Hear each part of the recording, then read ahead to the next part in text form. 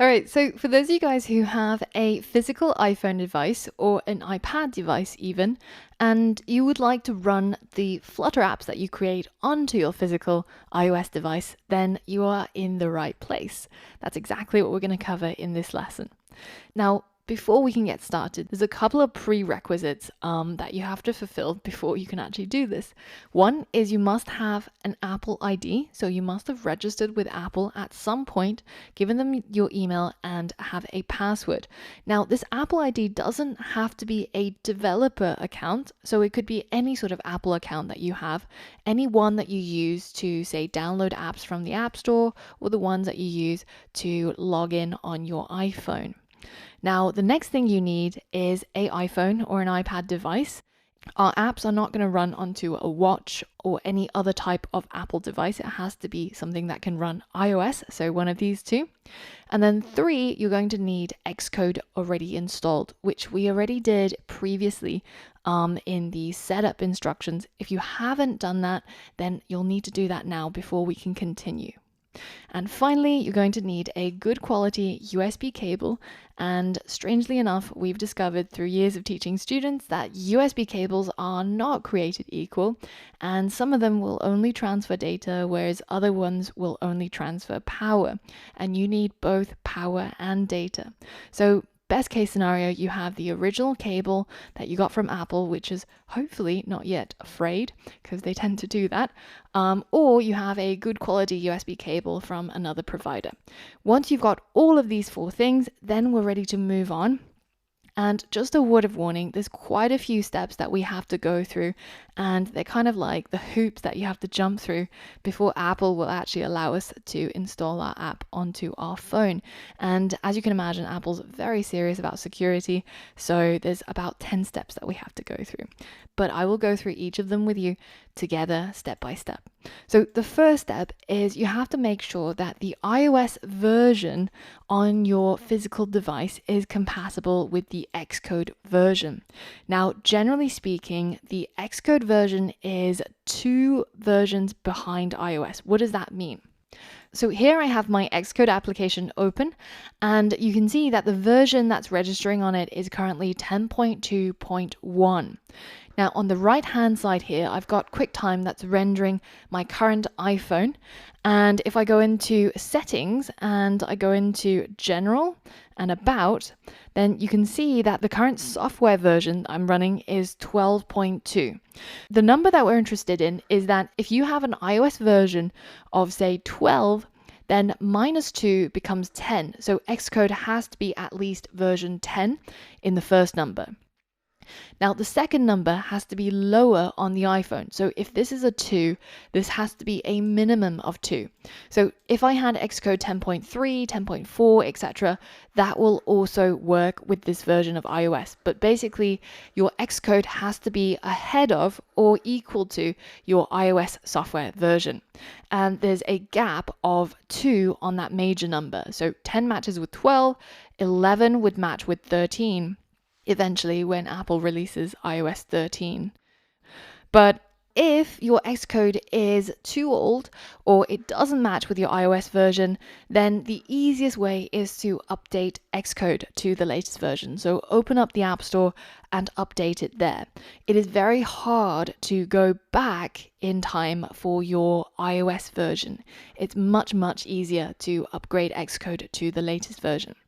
Now, however, some of the latest versions of Xcode will require you having the latest version of macOS. So if you go into this little Apple sign and you click on About This Mac, you have to make sure that you're running macOS Mojave to be able to run the latest version of Xcode. So if you have one of these things that are a bit older, then you might end up initiating a chain of updates where you first update your macOS and then you update your Xcode. So if you go onto the App Store and you can see that there is a later version of Xcode, but it's not letting you update, then the reason might be because you have an older version of macOS, because there are minimum requirements on all of these pieces of software. So you can see here, we need at least macOS 14.3 or later, which is exactly what I have. I actually have a later version of macOS. But once you're done with that and you've made sure that your Xcode is compatible with your iOS version, then we can move on to the next step, which is to install Homebrew. Now, we're going to do this by following the tutorial on the Flutter docs page. So under install, when we go to the Mac option and we go to deploy to iOS devices, you can see that there are detailed step-by-step instructions. Now, there's a couple of bits missing here that I think are really important, which is why I'm walking you through it in video format. But there's a couple of other things that we definitely have to do. And the first thing is to install Homebrew. So if you click on this link right here, it'll take you to brew.sh. And on this page, it will show you how to install Homebrew. So all we have to do is to copy this line in its entirety. So hit Command C to copy, and then we're going to launch Terminal. So if you go into this upper right corner and click on the magnifying glass, you'll launch Spotlight, and then we're going to search for something called Terminal, and we can hit enter once it finds it to launch our terminal application. Now, once terminal has launched, then you're going to paste that command you copied over, and you're going to hit enter to install Homebrew. And you can leave it running for as long as it takes, and then go ahead and hit enter to continue. And it's going to ask you for your password. Now, the password it wants is the one that you use to log into your Mac. And your user account on your Mac that you're currently logged into has to be one with admin privileges, because it's going to be installing Homebrew onto the computer for all users to use. So I'm going to type in my password, and notice that it doesn't actually show what I'm typing, so you're typing blind, and if you get it wrong, it'll just tell you so you can try again. But once you're done, hit enter and it will continue installing Homebrew.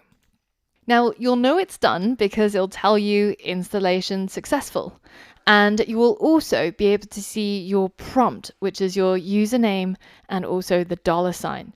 So now that we're done with installing Homebrew, we're going to be using Homebrew to do a couple of things that Flutter will require to be able to run your app onto iOS. Here under step 3 in deploy to iOS devices, you're going to copy each of these instructions one by one, and you're going to paste it into the terminal right here. And then we're going to hit enter. Now, as it says here, the first 2 steps here is because Flutter is currently using a open source package, which is developed by an external developer. And these 2 steps may go away at some point in the future. So maybe when you're looking at this page, sometime down in the future, you might not see these 2 instructions, in which case you don't need to do it anymore. So this is just a quick heads up. But as of right now, it is still an essential step if you want everything to work. So once you've done that step, then you're going to go and do the next step, and you're basically going to go through this one by one until you get to the very bottom. And they will take different amounts of time to complete, but you'll always know once it's done by seeing your prompt, and then you know that it's time to add the next line of code from the Flutter website. And when you get to this line where it says brew install all of these things, iDevice installer, iOS deploy, CocoaPods, this is the one that's going to take the longest basically. So this is the one where you have to be really patient. So once that's all done, we're going to copy the very last line, which is to set up something called CocoaPods. And this will take a little while as well. Now, once that's complete, you should see setup completed, and we're now done with step 3 and all of this. So we're now ready to move on, where we open up Xcode and we add our Apple ID. So in order to do this, you're going to go into Android Studio, and you should have the I Am Rich project already open. If not, go ahead and open it from File, Open, or Open Recent. You might see it in there as well. And once you're here, you're going to locate the iOS folder in your project navigator. So if you're in a different view, say the Android view, etc., then make sure you're inside the project view. And you're going to right click on the iOS folder and go to Flutter, then open iOS module in Xcode. And this should automatically open up Xcode and open up the Runner project, which contains all of the iOS part of our I Am Rich app. Now, if that doesn't work for you, then you can also go ahead and right-click on this iOS folder and click on Reveal in Finder. And once you're here, you should be able to expand that folder. And here you can simply double-click on the runner.exe workspace to be able to launch it inside Xcode. Now, once you're here, you're going to click on the Runner project. So it's the one that has the blue icon. And now you're going to be adding an account. So here where it says team, if you have never developed an iOS app before, you will have to add your Apple ID here. So here you're going to put in your email that you use to log on to Apple, and then it's going to prompt you for your password. Now, once you've successfully logged in with your Apple ID, then you should now be able to go into the team selector and select the account that you've just added. Now, because mine is a developer account, it will show up with our company name, but in your case, it should probably be your name or the email that you used to log in. So now we're finally ready to connect your phone with USB. So hook up your phone to your Mac, and at this moment in time, you'll probably get a pop-up that asks you whether if you trust this computer that you connected your phone to. The pop-up should look something like this, and even though we're always used to clicking on the right-hand side and always the bolded words, be sure that you click on Trust over here instead. Be careful that you actually click on the right one. Now, if you accidentally clicked on the one on the right, then be sure to unplug your phone and re-plug it to hopefully re-trigger this pop-up and trust it. Now, there's one more thing that we have to trust, which is our development certificate. So it's the Apple ID that we added just now in Xcode. And the easiest way to get this to trigger is to actually click Run inside Xcode to try and run it onto your physical device. If your device that's currently connected is not showing up right here, make sure that the team is selected and make sure that you've had a look inside this dropdown and you've been able to select the device. Now you can click Run, and after you run it from Xcode, if your app doesn't automatically launch on your iPhone, then it's time to go into your settings, go under General, and then try and find Device Management to find your Apple ID, and then click on Trust to trust your developer ID. And once that's done, you should be able to come back to Xcode, run it again, and it should now go through without a problem. Now, the final thing we have to do here in Xcode is to create a unique bundle ID. That means you have to make sure you've got the Runner app selected, you're inside the targets of Runner, you've got General selected, and this is your bundle identifier. So here we've got our domain here at brewery.co reversed. So usually what we tell students is to write com and then write your name. And then it should have the name of the app. And this, hopefully nobody with your full name is trying to release an app called I Am Rich onto the App Store. And this will work just fine. Now, if you don't have this unique, usually you'll have a little red warning around here, and it will not let you run your app until you've fixed this. So after all of those steps, we're finally ready to tackle the very last one, which is being able to run your app from Android Studio. So head back into Android Studio, and at this point, before we try and run our app on our physical iPhone, it's a good idea to run a final check, just to make sure that everything is set up correctly. For that, we will use our Flutter Doctor. The Flutter Doctor will let us know if there was anything we missed during the setup process. So go into Tools and then under Flutter, select Flutter Doctor.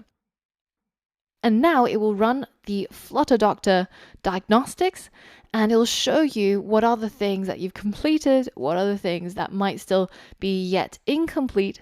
And if you see any of these point as a cross, then it usually includes a link to a documentation on Flutter's docs to tell you how you can fix it.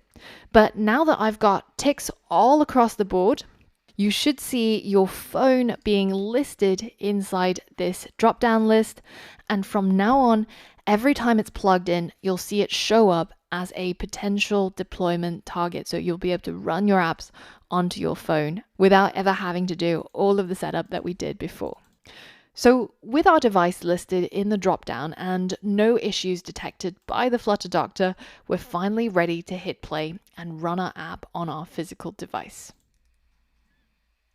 And now you can see that the app has been installed onto my physical device, and it will launch automatically without you having to click on the app icon. And it's actually quite important that you don't click on the app icon, because that will usually launch the previous version of your app. So just wait for Android Studio and Flutter to kickstart the app.